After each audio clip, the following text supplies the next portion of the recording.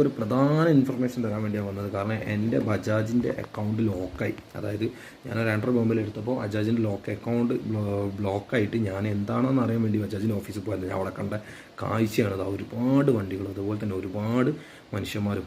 അപ്പോൾ എന്താ കാരണം എന്ന് അറിയാൻ വേണ്ടി ഞാൻ അവിടെ എത്തിയപ്പോൾ ഓൾറെഡി ടോക്കണൊക്കെ, അപ്പോൾ ആ ടോക്കൺ കിട്ടാതെ കുറേ ആളുകൾ പോയതാണ്. ഇതൊന്നും അല്ലായിരുന്നു അവിടെ ഉള്ള ആളുകൾ.